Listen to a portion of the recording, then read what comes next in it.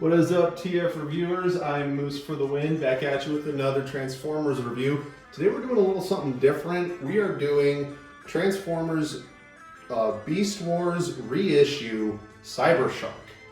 Now, I haven't done any reissue figures yet, or like classic G1s or anything yet, but I saw this guy at Walmart. He was on sale for like 17 bucks, and I'm like, I can't pass that up. This is so cool. I love sharks. I love like unique characters that don't really see a whole lot of representation. They're really neat, and this guy did not disappoint.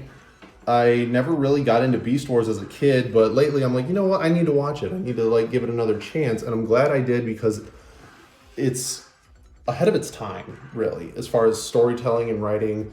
I'm starting to become a fan, and this guy is also just as surprising because he uses a lot of like designs, and he's got a lot of articulation that matches the quality of modern figures. And I'm like, this is great for a 1990s mold character. Like, I feel I missed out when I was a kid.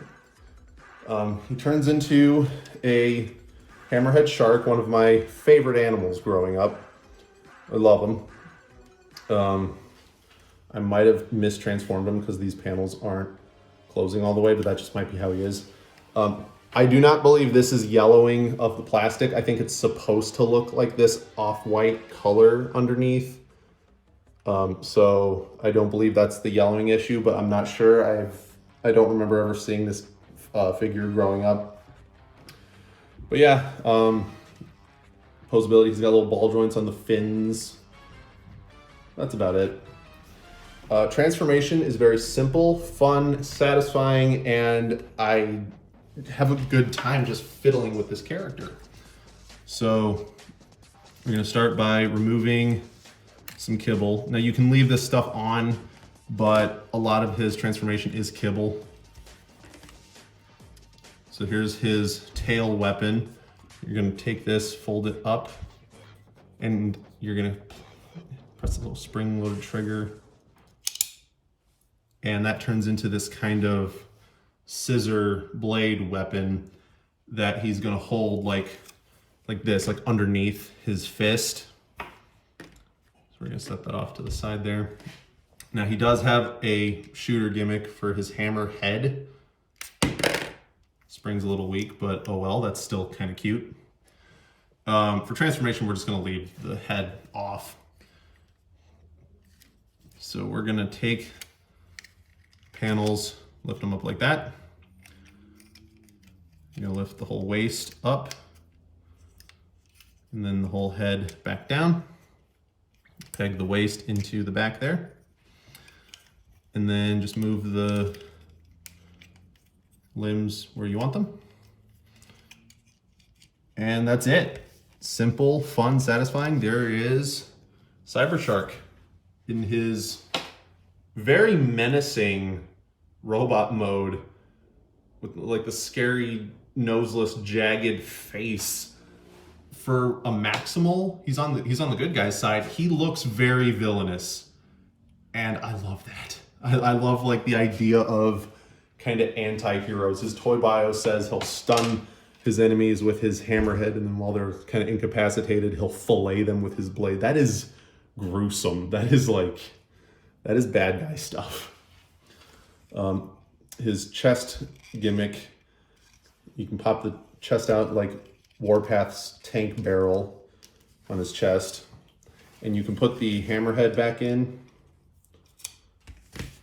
And yes, you can fold it down and have him kind of like that, but it does kind of get in the way of posability with his arms. But I don't know, can't take that out. But if that's not what you want to do with him, he does have, push him up from the bottom here, he has a couple of missiles that you can use for extra ammo. It's got the true Warpath tank barrel thing now. It's got this little engraving of like, I don't know if it focuses in, but a little shark head, little piranha torpedo, I guess. I don't know, it's cute. The spring is a little weak on this guy. I don't know if that's just my copy or whatnot, but Anyway, posability on this character for an old Beast Wars toy is fantastic. He's got a great ball and socket joint.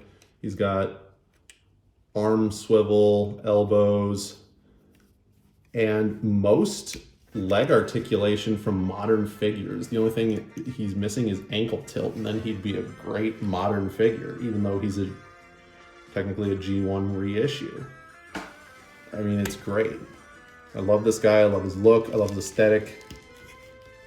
He's got like that evil Aquaman anti-hero thing going on. What was the character's name? Black Manta. He puts me in the mind of Black Manta if he was on the Justice League.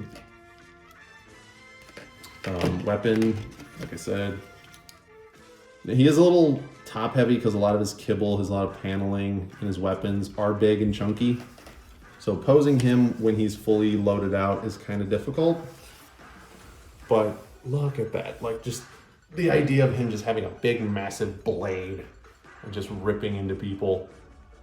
The playability's all there, and he doesn't even have to do anything. I love it.